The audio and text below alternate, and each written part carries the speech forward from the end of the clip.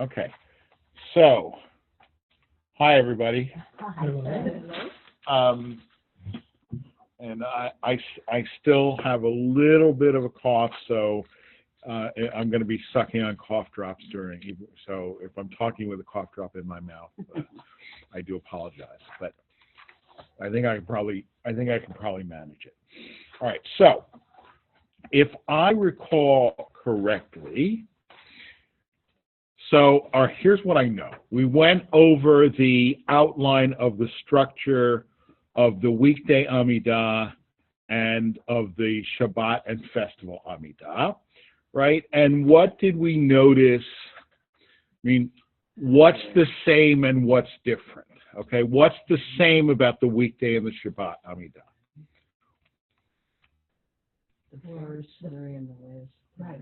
Right. The first three and the last three brachot are the same whether it's weekday or Shabbat or Chag.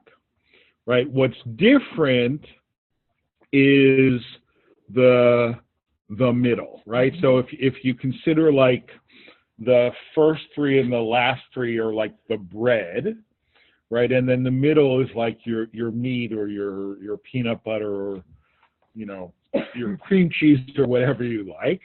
And so we have a lot more meat on the weekday than we have on Shabbat or festivals, right? And then without even looking at the content, just looking sort of at the chart, we reasoned that the explanation for that is that all of the stuff in the middle in the weekday is what we call petitionary prayer, right? We're asking God for something, and God gets Shabbos and Yom Tov too,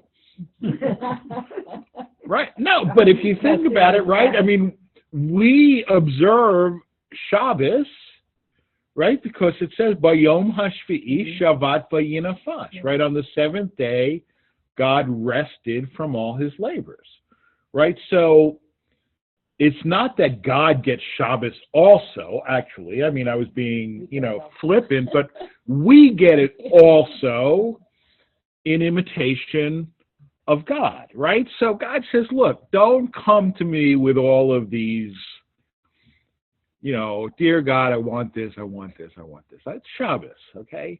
Now, so we don't have petitionary prayer. Now, obviously, we do have petitionary prayer, right? But we pay at least lip service to that by omitting certain prayers or even the way we phrase them. Like if you look in the Mishaberach for the sick, right? I mean, we stood Shabbat hi milizok urefuah krovalavo. Okay? That is only said on Shabbat. Shabbat hi milizok urefuah krovalavo. Hard to translate it exactly, but it means because it's Shabbat, we're not complaining. And we are confident that healing will soon come. Okay? So,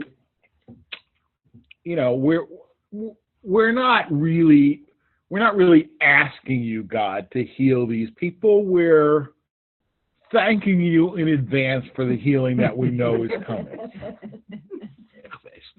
All right, so then we looked at the content of the first three prayers. Okay, and that's as far as we got, more or less. So, here's my plan.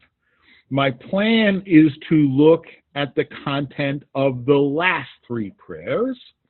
All right, and then we will have covered everything that's common to the Shabbat and the weekday Amidah, and then we'll start looking at the content of the middle.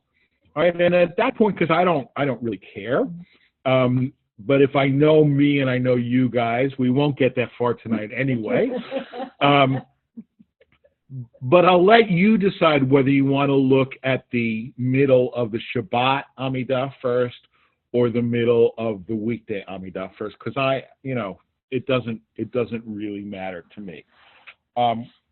So having said that, let's find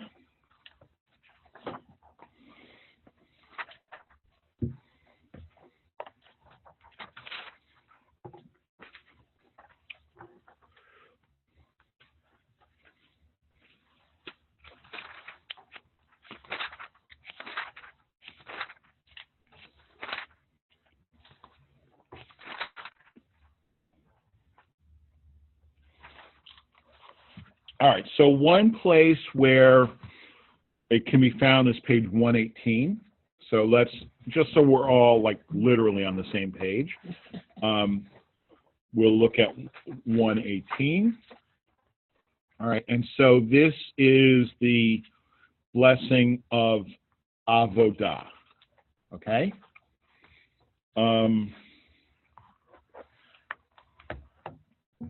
We won't look at the insertions, okay? We'll just look at the basic prayer. So who would like to read the English? Page 118. This is the accepted prayer? Yeah. Okay, accept the prayer of your people, Israel, as lovingly as it is offered. Restore worship to your sanctuary, and may the worship of your people, Israel, always be acceptable to you. May we witness your merciful return to Zion. Praised are you, Adonai, who restores the divine presence to Zion. Okay. So there's one difference between the formulation in our Siddur and the formulation in an Orthodox Siddur. If you grew up in an Orthodox congregation or maybe even a conservative congregation that used like the Boxer Siddur or some of the other ones, there's one phrase that's missing. So where it says,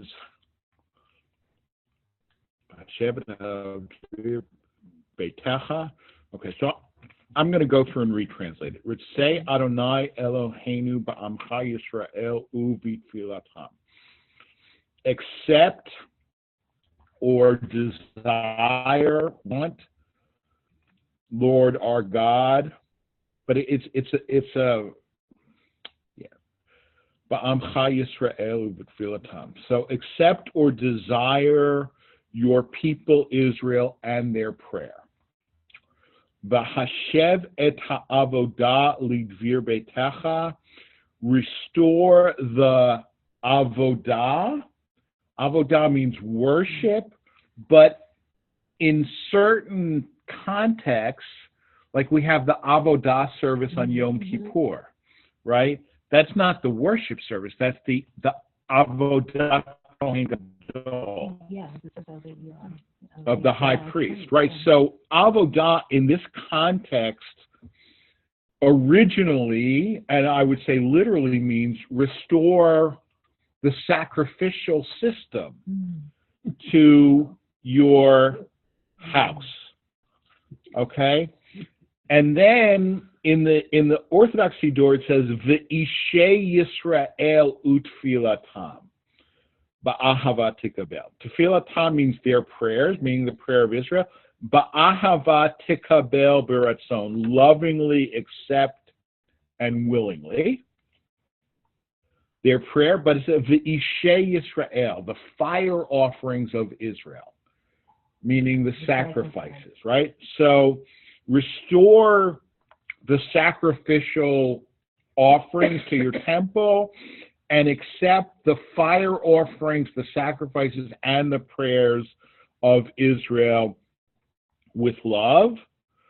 Utehil ratzon tamid avodat Yisrael amecha. May the worship, but again, avodah really means sacrifices. May the avodah of your people Israel always be acceptable. V'techazena einenu b'shuv chalat Zion barachamim. May our eyes behold your return to Zion in mercy.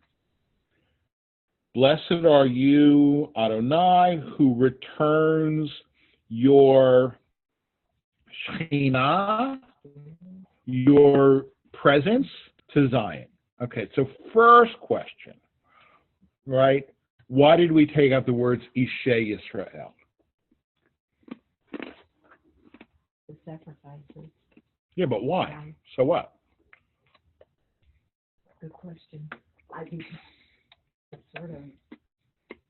I mean, isn't the current thinking that the prayers take the place of the what do you call it, the sacrifices, the fire service? Right. Exactly. Now, all right. So there's a principle in halacha. I mean, it's also in general common law that if something's impossible, it's impossible, right? I mean, you can't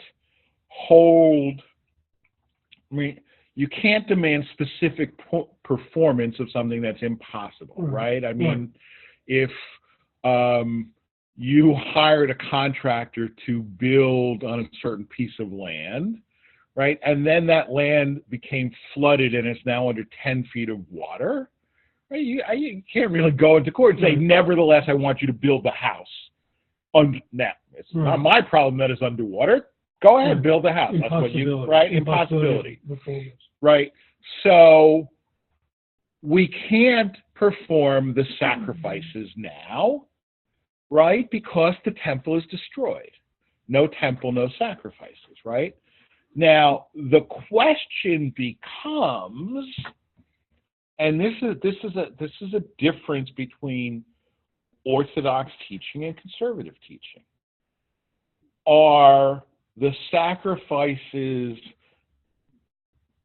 suspended pending restoration of the temple, or are, right, in other words, suspended pending restoration of the temple and therefore prayer is the substitute, or is prayer the replacement, right? We don't want to rebuild the temple and restore the sacrifices, okay? Now here, what we've done is we've kind of split the difference, right? We've said restore the worship to the temple, but not the sacrifices, right? I don't know. I mean, I will tell you that I tend to be a fairly loyal soldier of the conservative movement, right? And if this is our normative text, this is what I use. You know, at the same time, I mean, while I don't particularly, frankly, desire the reinstitution of sacrifices, who am I to tell God that he can't if that's what he wants, right? But I guess having said that, on the other hand, that doesn't mean I have to ask for it, right? I mean, it's really so. I mean, I'm comfortable either way, right? I wouldn't run to take it out, but I'm certainly not running to take it back either. I mean, you know, frankly, I mean, could you imagine if we did have a temple today, right? How many temples would we need, right? We'd need ultra-Orthodox, modern Orthodox, conservative egalitarian, conservative non-egalitarian, right? What? Yeah, exactly. So, you know, but what's interesting is that, I mean, in some ways, in our consciousness, right, this prayer has been transformed. I mean, originally it was really a prayer for the restoration of the temple, right? And now, just by taking out those two words, really, we've transformed, I think, the valence of it to really accept our worship. But we still say, "V'techazena einenu b'shuvacha l'tzion barachamim." May our eyes behold your merciful return to Zion, right? So, for example, when, and if you are operating in certain contexts, and certainly as a rabbi, right, you are often called upon to speak to non-Jewish groups, right? And if you're speaking to a secular group or a liberal Christian group, right, the question of Zionism will come up, right? Because it's very hard for liberal Christians to understand, right? Because Jews are across the board. I mean, not every Jew, but the Jewish community in general across the board is progressive on every issue. And then when it comes to the Middle East, we become these right? And so, but one of our standard lines, which is not just a line, it's true, is that Jews have prayed for a return to Zion 3 times a day since forever. And there it is, right? May our eyes behold your return to Zion. Now, having said that, right, and again, I'm not going to get into the weeds on this. I'm going to resist. It hasn't said, let's go back on our own speed, right? It said, please, God, restore the worship. Please, God, may we behold your return to Zion, right?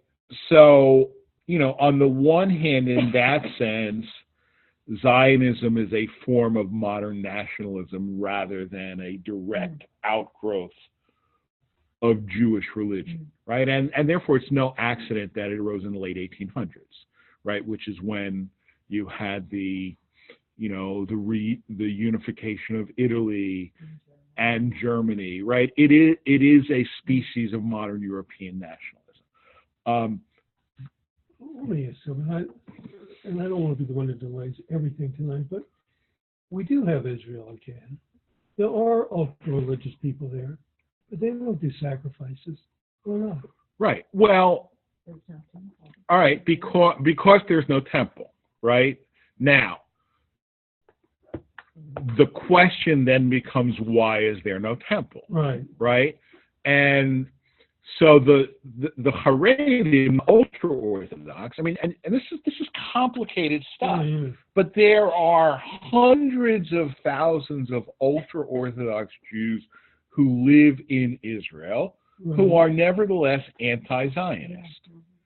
They're not anti-Israel per se, but and there are gradations, okay, but they don't, first of all, serve in the army. Right. And second of all, don't observe Yom HaAtzmaut, Israel Independence Day, etc., because they feel that Israel is a secular creation of secular Jews, and God will restore this in God's own time, not on our time. Okay. There are also Zionist Orthodox, or what we would call in the American context modern Orthodox, right, who have achieved a synthesis between Orthodox Judaism and Zionism, right? Now, pretty much everybody agrees across the board that absent the temple, there's no sacrifice, right? Having said that, there are extremists within the Zionist Orthodox community who would happily blow up Al-Aqsa and the Dome of the Rock and rebuild the temple.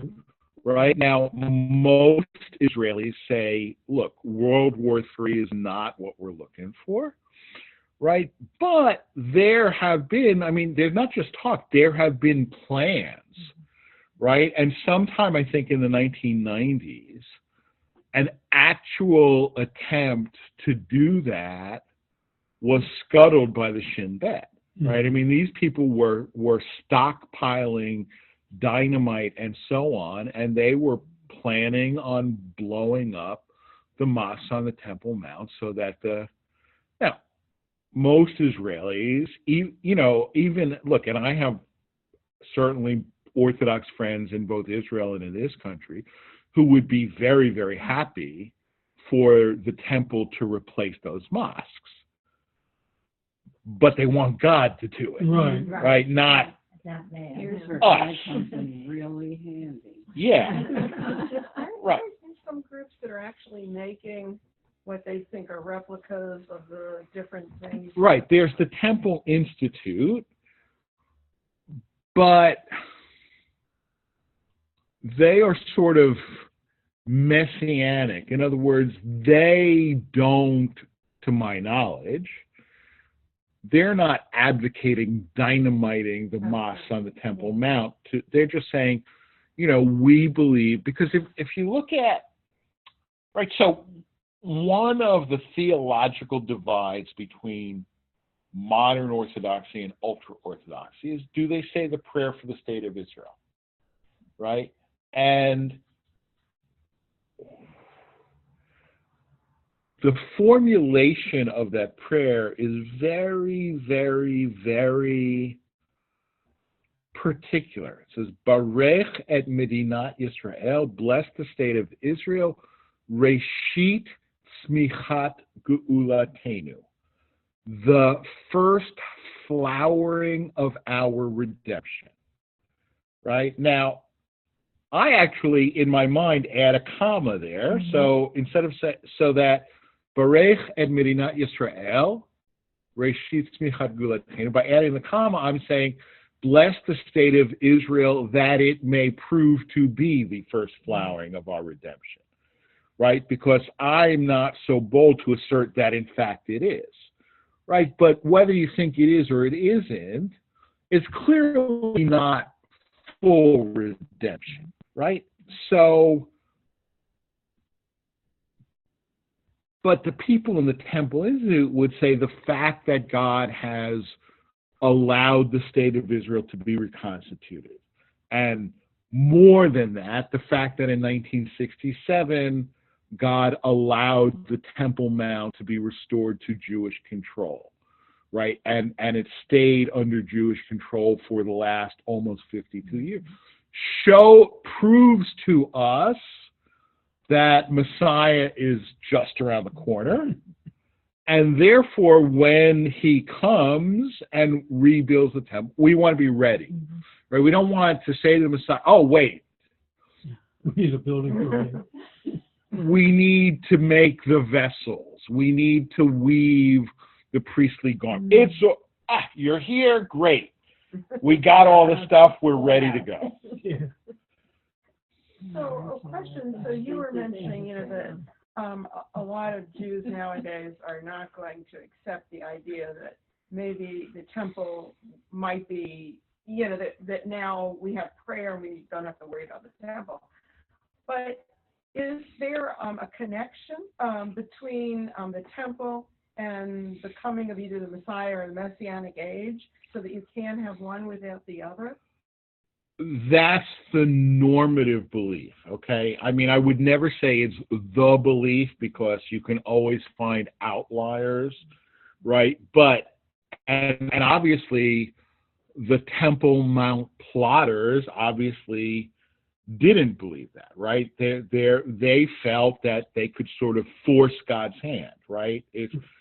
We'll blow up the mosques, and that will plunge the Middle East into such chaos that God will have to send the Messiah, right? So there are clearly people who hold that you can build the temple before the Messiah. That's not the normative belief, right? The normative belief is that the temple will be restored under the Messiah. Okay, which I think that's a fortunate belief. Because to me, World War III is not the greatest idea. Right? So, all right. Any other questions on this prayer? Yes. One thing about Toby. the word avodah, doesn't it also mean work? It does. It does. Avodah has a lot of different meanings, right? Avodah does mean work, and in fact, the Labor Party of blessed memory was Mefleget HaAvodah, right? Mefleget means the party of, HaAvodah, right?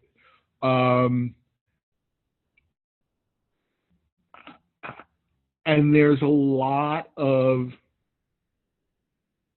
it's interesting, so that all of our work should be holy work, right? That there's dignity in labor, right? There's dignity in labor, and our labor is service of God as well, right? So thank you for that question, because it does mean all of those things, right? Which just shows you also why translation is an art and not a science, right? It's really there to get a one-to-one correspondence, right? Because so you look at the word avodah, it says worship.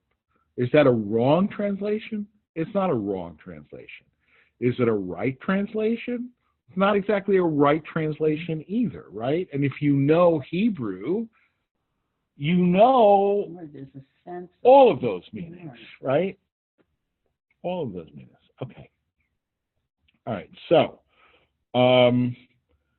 let's go on to the next prayer, Modim. All right, and first of all, you'll see, right, that there's a outer column and an inner column, right? So the outer column, I was going to say left and right, but it's actually outer and inner, because it depends whether you're doing English or Hebrew, right? So the outer column is said if you're praying this silently, right? Or if it's the repetition, then the cantor says the outer column, while congregants are reciting the inner column silently. Okay. Now the question, why is that?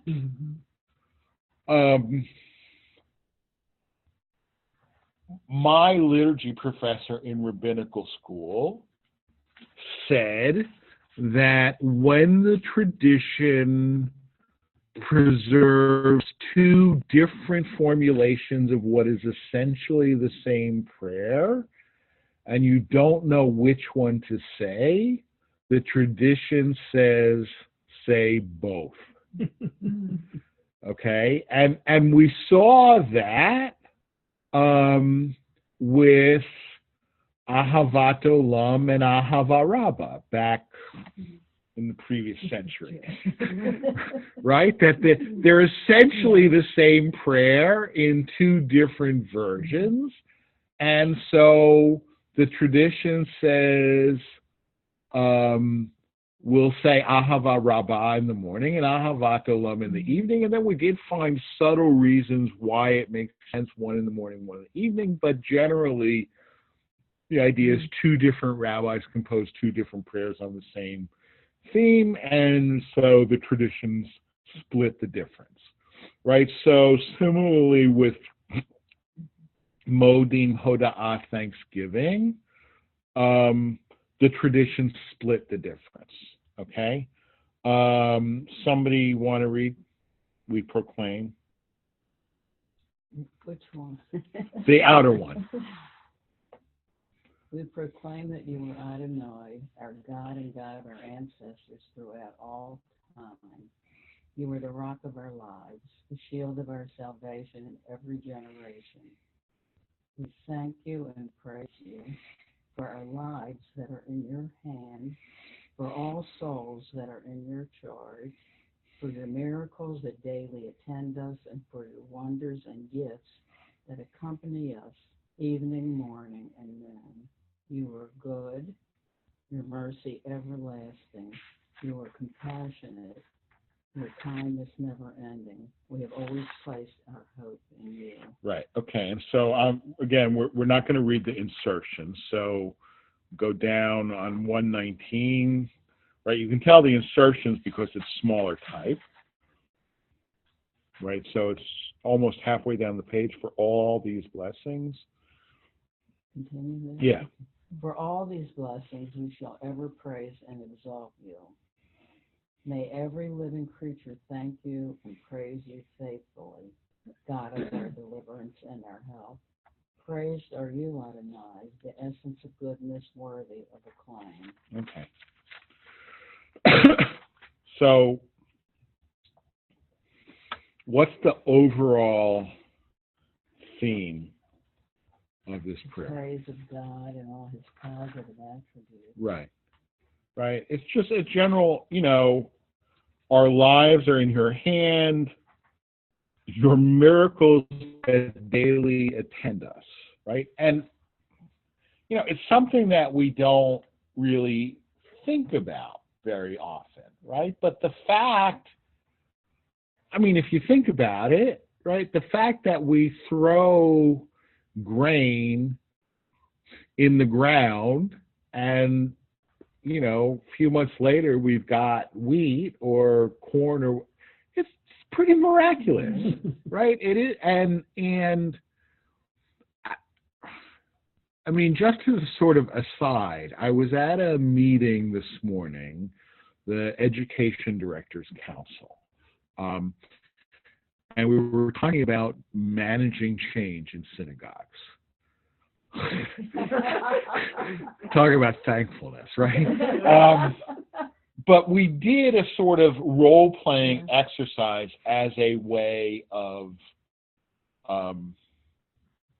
doing it. And I had fun because I played a congregant who's been involved in education for a long time and is not happy about all these new changes, right? So It's a fun role. It's a fun role. But one of the things that we were doing was simply to make a list of all of the strengths of our organization, right? It's different than a SWOT analysis, right? Because a SWOT analysis is strengths, weaknesses, what's the A stand for? And then T is threats, Yeah. right? It's SWOT. Opportunities and threats, right? Strengths, SWOT, strengths, weaknesses, opportunities, threats. This was just an S analysis, right? And that's why I was getting, a couple of us in our row were getting mad because, so we're only allowed to say good things, right? Well, what about all the problems? But that's really us, most of us all the time, right? We don't appreciate all of the miracles, right? God knows. Look, I look around this room, right, and I know enough about most of you to know problems that people have, right? But our lives are still pretty miraculous, right? And so this is just kind of a reminder. The one comment that I'll add, because I don't want to get all bogged down, but if you look at the silent paragraph, the very last line there, Baruch El HaHodaot, which is a little bit hard to translate. It says, praise be God to whom thanksgiving is due.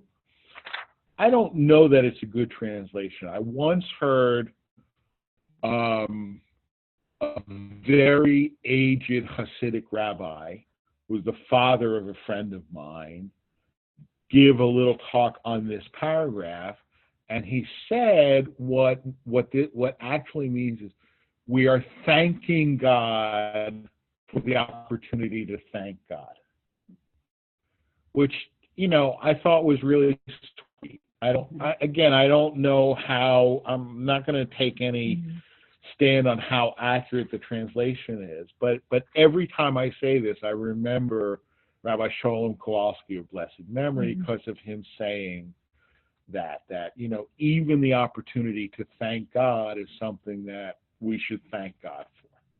And be aware of. Yeah, and there's a prayer thanking God for the ability to pray. Right. Right. Cousin, I think so. Right.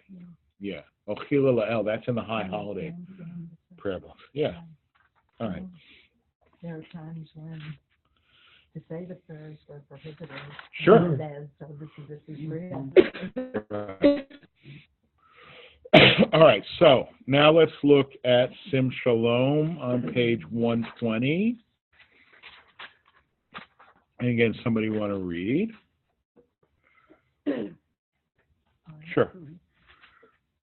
Grant universal peace with happiness and blessing, grace, love, and mercy for us and for all the people. Bless us, our Creator, one and all, with your light. For you have given us by that light the guide to a life of caring, filled with generosity and contentment, kindness and well-being, and peace. May it please you to bless your people Israel in every season and at all times with your gifts of peace. That's what we're going to pray for you. Yeah. To bless us as people Israel. Okay. What? Oh, 20 pages are missing in this book. Oh, that's Oh, not good. Lord. That one needs retired then. Yeah. There you go, Okay. take this one. Oh, And we have an extra one just in case that happens. And Yeah, but this we should one take is that out of for- Yeah, that's circulation. the circulation, There. that's all. Yeah. That's a short. It looks like somebody tore out a whole Oh. section. Well, that's not good. They did a new channel. Yeah, I didn't notice it till then Yeah, you you started started reading. You're like When you looking at me started like, reading, where are I you? know what's there, and I look at the page number. What?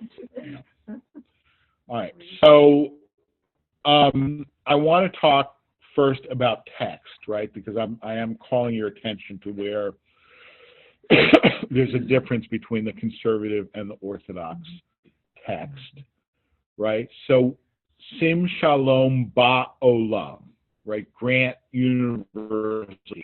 Sim Shalom means, if you want to translate it literally, Sim means put or place, right? So place peace, Ba'olam, in the world, right? That Ba'olam is a conservative addition, right? The traditional prayer is simply Sim Shalom Tova Uvracha Chen B'Ches V'Rachamim Aleinu V'Kol Yisrael Amecha, right? Grant peace, happiness, and blessing, grace, love, and mercy for us and for all the people Israel. What? Without the universal. Without the universal, right? Now, I'm not sure what the history of this emendation is. I mean, I can imagine why we did it, right? I mean, because you know, we are unique in Jewish history, right? In really living in two worlds, right? I mean, and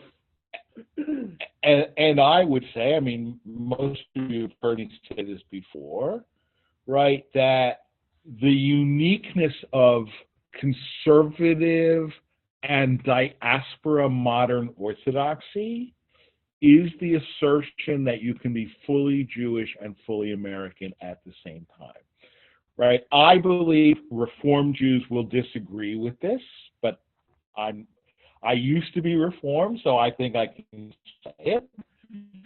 But Reform basically prioritizes American over Jewish, right? They are, I believe, and if anybody's listening and offended by this, I don't mean to offend, but this is what I believe, right? That it is really Jewish-style Americanism, right? That not unimportant, but not primary, right? And ultra-Orthodoxy, clearly they live in America, but they are not of America, right? And there's a big stink going on now in New York State. I don't know how many of you are familiar with it, but many Orthodox yeshivas provide basically no secular education, at least to boys. Okay, girls, yes, because the girls have to go out and earn a living while the boys are sitting and learning in yeshiva, right? But there was a story in the news today, right, about a parent of a fifth grader who is complaining, but anonymously, because he doesn't want to get kicked out of his community, complaining to the state, you know, my kid is in fifth grade, can't speak English, can't read English, can't do math. The same thing in New Jersey. There was an article about that, a kid that went to, I think, high school or college, and Yeah. he found how behind he was because it was all this religious training, and it was like a elementary education and other things. Right, and there are, I mean, there are people who leave those communities, and it's really, really, really hard for them to get even a GED, let alone go to college, right? Because they don't have the skills, right? And then, you know, the question, which I can't resolve, right? I mean, that it is possible that their community doesn't provide them those skills because they don't think they're important. I happen to think that it's even more sinister. More inclusive. Right. So that Right, that you nobody cannot leave the community because you don't have the skills that are necessary to function outside the community. But is that illegal if they don't have any federal funds? I mean, can they get away with that if they don't? No. But the state does. I mean, you're getting equal protection. You know, I think at some point the state, because the state does provide funds and because Well, the state- you have a right, you know, the same right. The state doesn't provide funds to these schools. I mean, there are, you know, in different... Certified. Okay. Right. Different states have different rules, and I think in New York, in fact, I know in New York, they provide transportation, Right. and they provide secular textbooks. But the state has the right to require certain minimum That's right. educational That's right. standards, Yes. right? And so the issue is, frankly, that the Hasidic community is so politically powerful that the state has not been enforcing these rules, and they're starting to enforce them, and the Hasidic community is not happy, right? But it's interesting. I mean, they are politically powerful for the same reason that they're politically powerful in Israel, is because they have very minimal demands as long as you give them what they feel really strongly about, right? So if you look at voting records, for example, I mean, there is this belief among liberal Jews that Hasidim are politically conservative, right? Now, Hasidim almost universally vote the way the Rebbe instructs them to vote. If you look at the voting in Kiryas Joel in 2016, which is the Satmar town, Hillary Clinton got over 90% of the vote. Okay, because the Rebbe told them to vote for Hillary Clinton. Good. But it's a powerful, I mean, there aren't too many large blocks that can deliver 90% of their voters, right? And get them to vote. Right. Yeah. You know, and they really don't care about, you know, environmental policy or, you know, whatever. Just leave us alone to do our thing and we'll vote for you. So I do really get sidetracked. Well, So, universal, that was right, yeah. but universal, right? So we added Sim Shalom Ba'olam, right? That we're not only praying for peace for ourselves, but we're praying for peace for the world. Okay, now I appreciate, and again, I mean, I tend to be very, very traditionalist when it comes to liturgy, right? I appreciate the fact that we want peace not just for the Jews, but for everybody. At the same time, I would say the addition of that word was completely unnecessary, because how can we Jews enjoy peace if there's not peace, if everybody else isn't enjoying peace, right? I mean, I would say that if we ask for peace for ourselves, we're really asking for universal peace anyway, because otherwise... Because we're seeing from the Brothers Karamazov or from the Fixer. Uh-huh. Yeah, I mean, that's the theory. I mean, it is the universal theory that if you don't, if anybody is discriminated against, guess what? Right. Nobody's got rights. Right.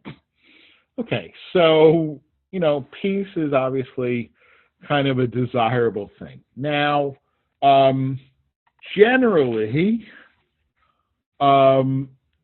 like I said, so we've looked at the structure of the liturgy, and we've seen that bracha number 19 on weekdays, or number 7 on Shabbat or Hagim is Shalom, peace. But let's turn back to page 38. All right, and just if you want to, just to show that I'm not like putting something over on you. If you look one page back, 37, it's Modim Anachnu Lach. We proclaim that you are Adonai, our God and God of our ancestors, right, etc. The blessing of Hoda'ah, Thanksgiving. So, who wants to read on 38? I'll read the top. Thanks. Grant true and lasting peace to your people Israel and to all who dwell on earth. For you are the supreme sovereign of peace. May it please you to bless your people Israel in every season and at all times with your gift of peace. Praised are you, Adonai, who blesses the people Israel with peace. Okay, so what's the difference between the one on 38 and the one on 120? Right? They're both Birkat Shalom. Right? But the part that says, you have given us by the light the guide to a life of caring and filled with generosity and contentment. I'm just reading the difference in the English. Right.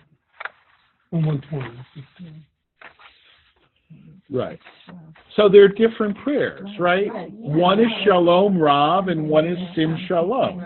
Right now you can tell that they're the same, really the same blessing, because in both cases they end, right? We learned about Hatimot, right? Conclusions.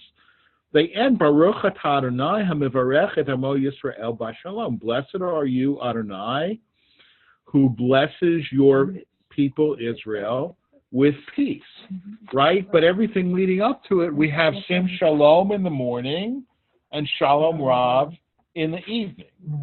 Why?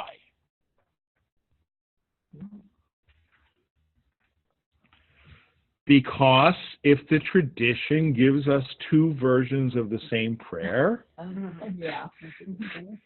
right, which one do you say? Both, right? Now, fortunately, it usually says, okay, we'll split the difference and we'll say one in the morning and one in the evening, rather than saying both all the time, right? But that's the only, now when we looked at Ahava Rabbah and Ahavat Olam, some of you came up with reasons why one was more appropriate for the morning and one was more appropriate for the evening. I, for the life of me, can't see any functional difference why one would be evening, why one would be morning. I think it's just two different versions of the same prayer.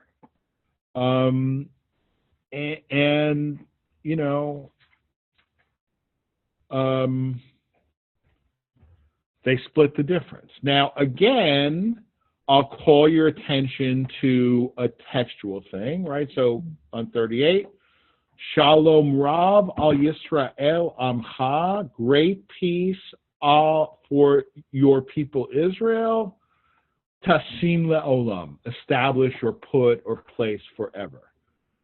Va'al kol yoshvei tevel, and on all who dwell on earth.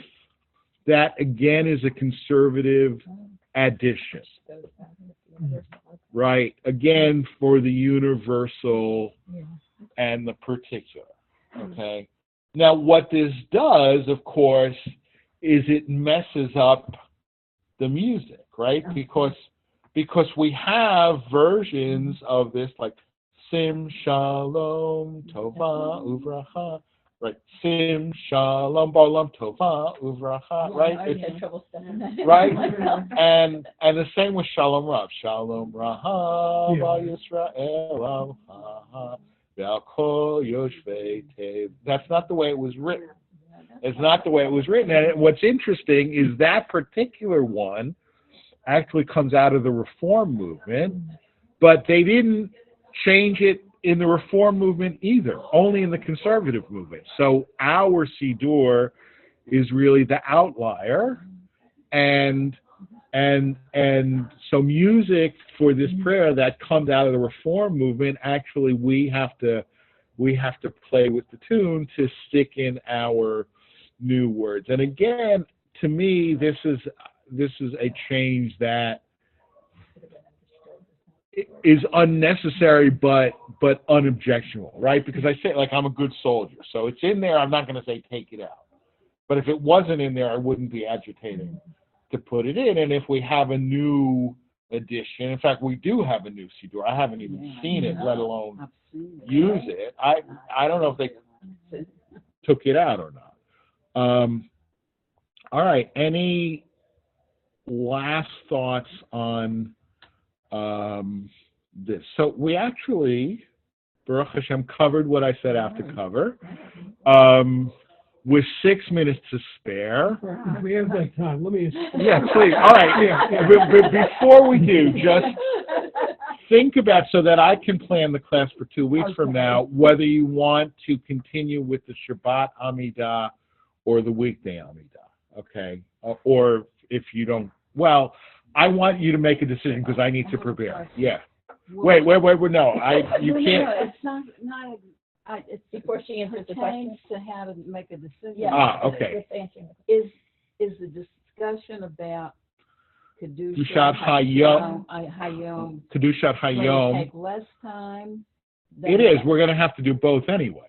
So my suggestion is to start with that, and maybe we'll finish that and get started. Okay, that's fine. That's what I'll do. That's fine. Yeah. Okay, now, all right. Mike, tell me, so the word peace Right. has all sorts of Sure. meanings and connotations, and certainly in Eastern religions it's more of a totality, I mean, the peace. And there is some of that here. And of course the peace would be, that you're free, that people aren't going to come and destroy your area. What's the context that is used in Hebrew typically? Good question. All right, so shalom. Okay, so the meaning of a word is always in its triliteral root. Right? So the root is shalem, which means wholeness. Right. Okay. So it's more toward the Eastern idea. Yeah. That's how I read it when I read it, because I'm into that. Yeah. Right. Is that what's meant? Right. I mean, it is. I mean, shalem. So sometimes a person in the Bible will be described as he returned shalem. He returned whole, right? But it's related to, but even like, I mean, if you order falafel in Israel, do you want shalem or chetzi? Right? Do you want a whole falafel or a half a falafel, right? And it's the same word, right? So shalom means wholeness, right? It's also one of the names of God. Right. Okay? And even like King Solomon, Melech Shlomo, right? So is understood midrashically as Hamelech Sheha Shalom Shelo, the king who is the master of peace. So that, meaning that it's actually a relationship to God, because that's in Song of Songs, right? Because Song of Songs is attributed to Solomon, right? But it's understood allegorically as a love song between God and Israel. Unless you're Christian, in which case it's understood allegorically as a love song between God and his church. Right. But shalom, it's completeness. It's not just an absence of war. Right. Right. It's not right. It's and it's interesting, and I don't know enough about either Islam or Arabic to speak intelligently about this, which won't stop me from speaking about it. But for example, I mean, one of the things that people who maintain that the Arabs can't be trusted, right, or the Muslims can't be trusted, there is the word salam, right, which is this cognitive shalom. There's also the word sulha, which I am told means more like a truce.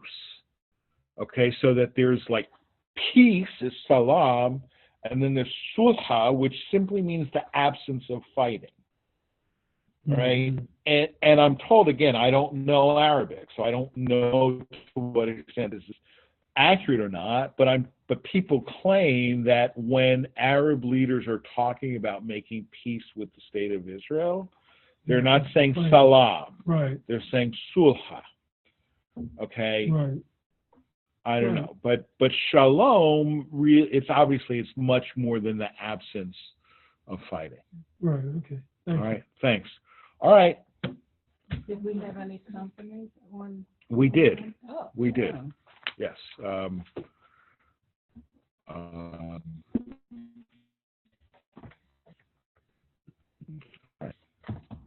Good night.